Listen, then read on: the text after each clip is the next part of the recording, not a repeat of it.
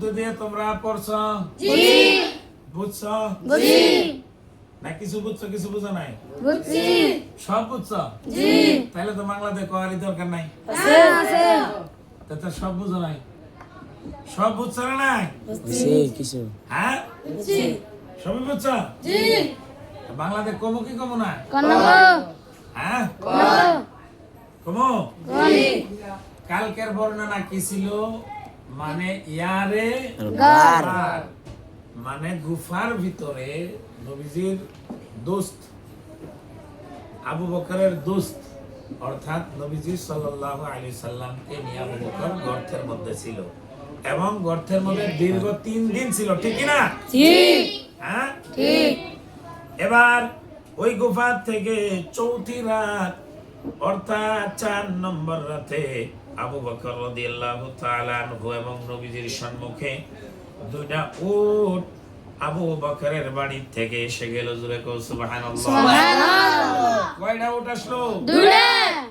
একটা উটের মধ্যে আমার নবী রাহমাতুল লিল আলামিন আর হযরত আবু বকর আরেকটা উটের মধ্যে বসলো। রাস্তা দেখানে বলা দুইজন ছিল না, একজন আমির বিন ফুহায়রা, ঠিক কি না? ঠিক। আরেকজন হলো আব্দুল্লাহ বিন উরকি। ইনারা দুইজন আরেক উটের মধ্যে বসে রাস্তা দিয়ে যাওয়া আরম্ভ করলো। কয় নম্বর রাতে? 1 রবিউল আউয়াল মাসের 1 তারিখে পীর অর্থাৎ সোমবারের দিন ছিল। 16 সেপ্টেম্বর ছিল, 622 হিজরি ছিল। আল্লাহর নবী মক্কা ছেড়ে মদিনায় যাওয়া আরম্ভ করলো। জোরে কও ঠিক কিনা? ঠিক। আমার নবী মক্কা ছেড়ে যখন মদিনায় যায়, মক্কার মোহাব্বতে বার তাকায় তাকায় চোখের পানি ফেলাইতো কিনা? তুলে কেউ ফেলাইতো কিনা? ফেলাইতো।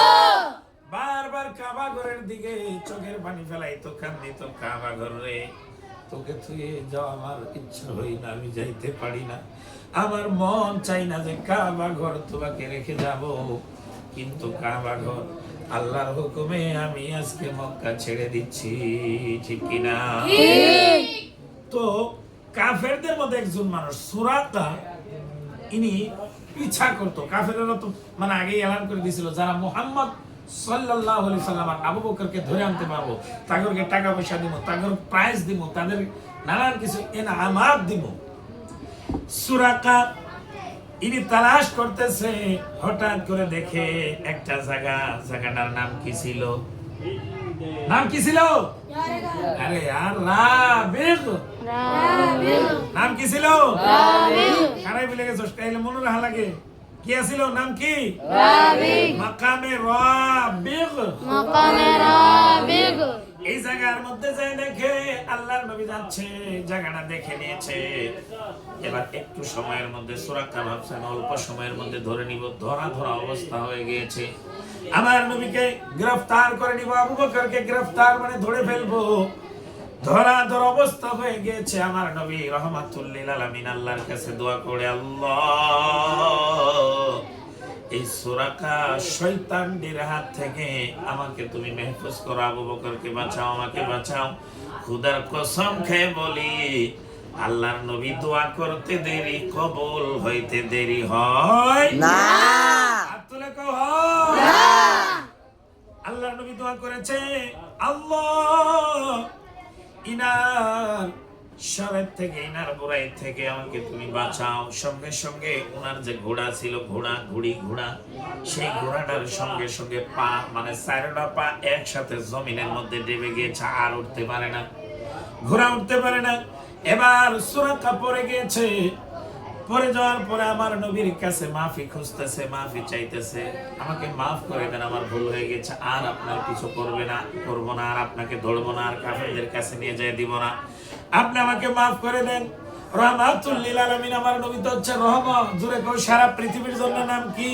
রহমত। আমার নবী নবী রহমাতুল লিল আলামিনের মায়া লেগে গেল, মহব্বত লেগে গেল। দেখো নবী কত মায়া, কত দয়া নবীর। আমার নবী রহমাতুল লিল আলামিন প্রথমবারের জন্য ওনাকে মাফ করে দিয়েছে। জোরে কই সুবহানাল্লাহ। সুবহানাল্লাহ। এরকম করে এটা তো একটা ছোট্ট কিতাব, যার জন্য আমি একটা ঘটনাই দিয়েছে, কিন্তু এরকম করে কয়েকবার হয়েছে। আমি বড় কিতাবে পড়েছি, এরকম করে কয়েকবার হয়েছে, নবী কয়েকবারই মাফ করে দিয়েছে। তো প্যারে মুসলমান, দুলাভাই কেরাম, আমি তোমাদের কাছে একটা আহ্বান জানাই, তোমরা ভালো করে পড়বা কি পড়বা? ভালো করে পড়বা কি পড়বা না? ভালো করে পড়বা ইনশাআল্লাহ। ইনশাআল্লাহ। পড়বা এবং লেখবা, ঠিক কি না? ঠিক। 3 দিন 4 দিন হয়ে গেল, তোমরা করলে খুব সুন্দর করে বাংলা দিয়ে হিজরতের কাহিনীটা খুব সুন্দর করে বুঝাই দিতেছি কিনা? জি। হ্যাঁ জি। তোমরা ওয়াজ করার চেষ্টা করবা কিনা? করব।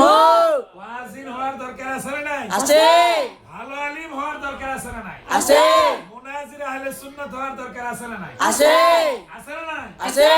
মুনাজির হওয়া লাগবো, মুফাসসির হওয়া লাগবো, ভালো ভালো আলিম হওয়া লাগবো, ঠিক কিনা? ঠিক। আল্লাহ যেন আমাদের সবাইকে তৌফিক আতা ফরমায়। আমরা সবাই বলি আমিন।